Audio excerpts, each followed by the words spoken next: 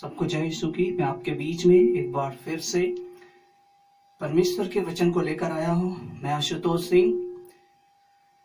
दोस्तों, परमेश्वर निश्चय वो इस दुनिया में रहता है। आप विश्वास करें, वो हमारे मध्य में रहता है।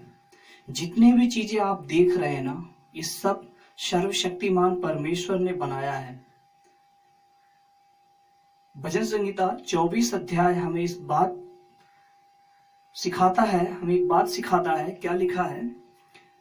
आज हम भजन संहिता 24 अध्याय देखेंगे। इसमें लिखा है, पृथ्वी और जो कुछ उसमें है यहोवा ही का है, जगत और उसमें निवास करने वाले भी। दोस्तों, आपने ये वचन सुना, भजन संहिता 24 का 1। क्या लिखा है? पृथ्वी और जो कुछ उसमें है, इवन हम सब, हर एक जीव जंतु, हर एक जानवर, हर एक सभी लोग, पृथ्वी और जो कुछ उसमें है, यहोवा अर्थात प्रभु, लॉर्ड,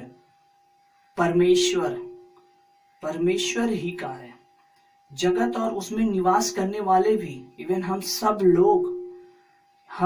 लोग उस सर्वशक्तिमान परमेश्वर के हैं।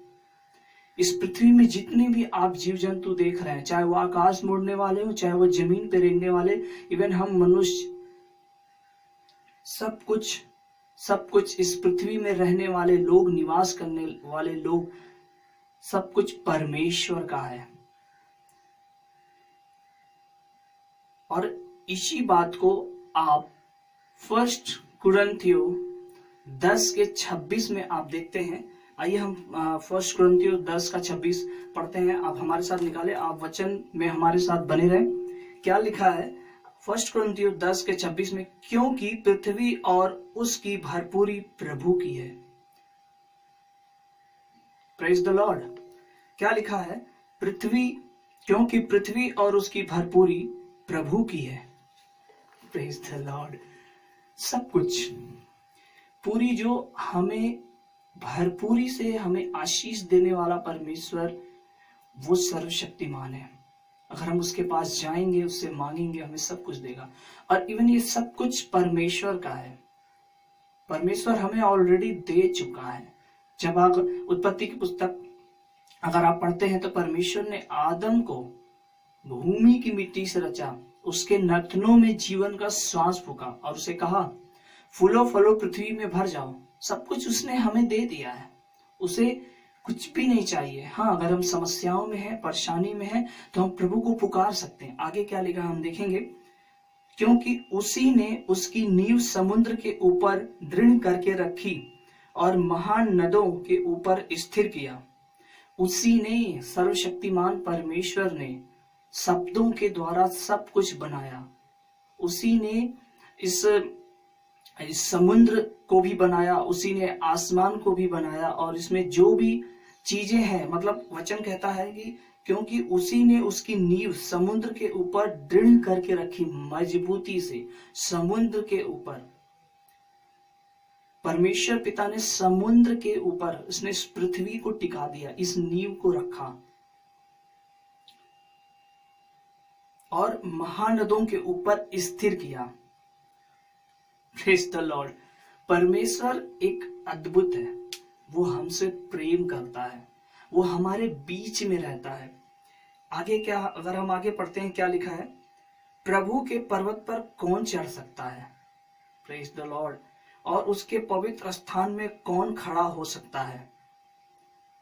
दोस्तों, प्रभु के पर्वत पर कौन चढ़ सकता है और उसके पवित्र स्थान में कौन खड़ा हो सकता है? अगर आप इसी भजन संहिता 15:1 अगर आप देखते हैं, क्या लिखा है? बहुत बहुत अद्भुत वचन है। भजन संहिता 15:1 में क्या लिखा है? हे परमेश्वर, तेरे तंबू में कौन रहेगा और तेरे पवित्र पर्वत पर कौन बसने पाएगा? Praise the Lord. तंबू से मतलब है परमेश्वर का भवन, जहां हम हैं, जहां हम खड़े हैं। हमारा ये शरीर ही भवन है, परमेश्वर का मंदिर है, जहां हम खड़े हो, जहां हम अपने घर में वचन, अगर आप मत्ती के में अगर आप पढ़ते हैं तो परमेश्वर ने कहा जाओ कोठरी में बंद हो जा, गुप्त में, जहां सिर्फ परमेश्वर, इवन हम सब अपने आप को परमेश्वर के सम्मुख ले जाएं और प्रार्थना करें। वो पवित्र भवन, क्या लिखा है, यहोवा जिसके क्या लिखा है, यहोवा के पर्वत पर कौन चढ़ सकता है और उसके पवित्र स्थान में कौन खड़ा हो सकता है। अगर आप पुराने नियम में पढ़ेंगे, मूसा के टाइम में कैसे वो परमेश्वर को देखा उस सिनाई पर्वत पर, वो पवित्र जगह था। जब उसने अपने पैरों में जूतियां पहनी थी, प्रभु ने उससे क्या बोला, ये पवित्र स्थान है, जूतियां उतार दो। जब हम प्रभु के पास जाते हैं, अपने आप को पवित्र करें, अपने शब्दों के द्वारा, अपने मन के द्वारा, हर तरीके से, और परमेश्वर को अपनी बलिदान चढ़ाएं। बलिदान अर्थात हम अपनी आवाज को ऊंचा करें और प्रभु के पास जाएं, प्रभु में अपनी मैं प्रार्थना लेकर आता हूं, निवेदन, प्रभु अवश्य सुनेगा। क्या लिखा है यहाँ पे, यहोवा के पर्वत पर कौन चढ़ सकता है और उसके पवित्र स्थान में कौन खड़ा हो सकता है। अगर आप भजन संहिता 15:1 अभी मैंने पढ़ा, आपने सुना था, तेरे पवित्र पर्वत पर कौन बसने पाएगा। वही लोग बसने पाएंगे जिनके मन शुद्ध हैं। आगे हम देखते हैं इसी भजन संहिता 24:4 में, जिसके काम निर्दोष और हृदय शुद्ध हैं। जिसके काम, क्या लिखा है, जिसके काम या हाथ, जिसके हाथ निर्दोष हो, जिसने गुनाह न किए हो, किसी का खून न किया हो, किसी के मार का जबरन वसूली न किया हो, गलत तरीके से हम शाइन कर देते हैं और वो सारी चीजों को हथिया लेते हैं, ये हमारे हाथ गुनाह की ओर न बढ़े, ऐसे ही लोग परमेश्वर के भवन में रहेंगे। क्या लिखा है, जिनके काम निर्दोष और हृदय शुद्ध हो, जिसने अपने मन को व्यर्थ बातों की ओर नहीं लगाया। दोस्तों, व्यर्थ बातों की ओर, अगर आप मत्ती 5वां अध्याय अगर आप निकालेंगे, क्या लिखा है, अभी हम देखेंगे मत्ती 5वां अध्याय। दोस्तों आप ध्यान से इसे नोट करें। मत्ती 5 का अगर आप पढ़ते हैं 8 से, क्या लिखा है, मत्ती 5:8, धन्य है वे जिनके मन शुद्ध हैं, क्योंकि वे परमेश्वर को देखेंगे। मन की शुद्धता की बात की गई है। हमारे मन में बहुत से ऐसे विचार आते हैं जो संसार के हैं। हमें इन्हीं चीजों को खत्म करना है, क्योंकि परमेश्वर हमारे मन को जांचता है, हमारे मन को जानता है, हमारे बाहरी रूप से नहीं, हमारे अंदरूनी रूप को जानता है। वो हम बाहर से कितना भी दिखावा कर ले, लेकिन हमारा परमेश्वर वो हमारे मन को जानता है, क्योंकि उसी ने तो हमें बनाया है। क्यों नहीं वो जानेगा? वो परमेश्वर है, राजाओं का राजा है, वो पवित्र परमेश्वर जो स्वर्ग में विराजमान है। आगे क्या लिखा, धन्य है वे जिनके मन शुद्ध हैं, क्योंकि वे परमेश्वर को देखेंगे। धन्य है वे जो मेल कराने वाले हैं, क्योंकि वे परमेश्वर के पुत्र कहलाएंगे। अगर हम मेल कराते हैं, लड़ाई झगड़े से दूर रहते हैं, सच में हम परमेश्वर के पुत्र कहलाएंगे। दोस्तों, ऐसे ही लोग परमेश्वर के राज्य में प्रवेश करेंगे जिनके मन शुद्ध हो। अगर हमारे मन में किसी के प्रति द्वेष है, जलन है, ईर्ष्या है, लड़ाई है, झगड़ा है, प्रेम नहीं है, तो निश्चय हम परमेश्वर के को नहीं देख सकते, उसके पवित्र पर्वत पे नहीं जा सकते। क्या लिखा है, मैं फिर से पढ़ रहा हूं, आप इसे ध्यान से देखें। जिनके काम निर्दोष और हृदय शुद्ध हैं जिसने अपने मन को व्यर्थ बातों की ओर नहीं लगाया और न कपट के शपथ खाई। बहुत से लोग कोर्ट कचहरी में झूठी शपथ खाते हैं पैसों के लिए। ये गुनाह है, ये लालच है। हमारे मन शुद्ध नहीं है। परमेश्वर के राज में पहुंचना बहुत कठिन है। अगर हमारा मन शुद्ध नहीं है तो हम परमेश्वर के राज में नहीं पहुंच पाएंगे। उसके पवित्र भवन में नहीं जा सकते, पवित्र पर्वत पे नहीं चढ़ सकते।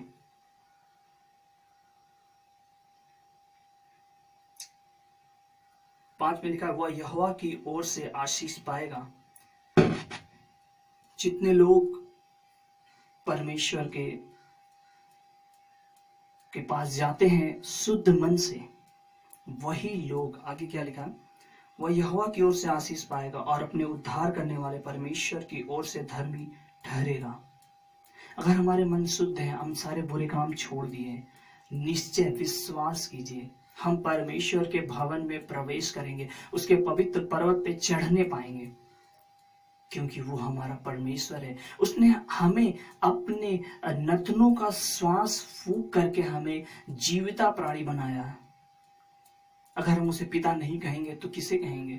बहुत से ऐसे लोग हैं जो उस परमेश्वर को भूल गए हैं, अपनी गलत इच्छाओं, गलत कामों के द्वारा, गूंगी मूर्तियों के पीछे फिरने के द्वारा, बहुत सारे गलत चीजों में फंसने के द्वारा, अपने मनों को शुद्ध न करने के द्वारा, बुरे विचारों के द्वारा परमेश्वर के राज्य में प्रवेश नहीं कर पाएंगे।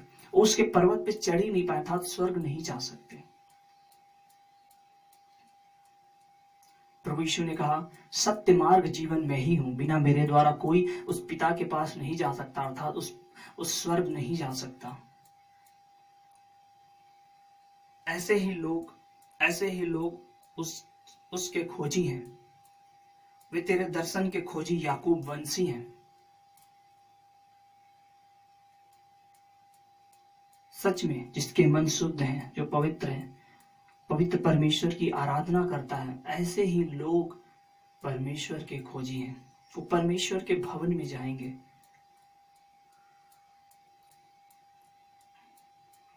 कितनी अद्भुत बात है, मन की बात है। मन को शुद्ध करना है उसके पास जाने के लिए। तो आज भजन संहिता आपने 24:1 से लेकर के आपने 6 तक देखा। सच में मैं फिर से पढ़ता हूं 5 में, वह यहोवा की ओर से आशीष पाएगा और अपने उद्धार करने वाले परमेश्वर की ओर से धर्मी ठहरेगा। वह यहोवा की ओर से आशीष पाएगा जिनके मन शुद्ध हैं। वो परमेश्वर की ओर से, उस सर्वशक्तिमान परमेश्वर की ओर से धर्मी ठहरेगा। विश्वास करें, वह प्रभु की ओर से आशीष पाएगा और अपने उद्धार करने वाले परमेश्वर की ओर से धर्मी ठहरेगा। परमेश्वर की ओर से हम धर्मी ठहराए जाएंगे अगर हमारे मन शुद्ध हैं, पवित्र हैं, और जितनी भी इस संसार में, इन संसार की बातों में अगर हम नहीं लगे हैं, तो निश्चय हम धर्मी ठहराए जाएंगे और परमेश्वर हमें एक्सेप्ट करेगा अपने पवित्र भवन में, उस पर्वत पे, स्वर्ग में।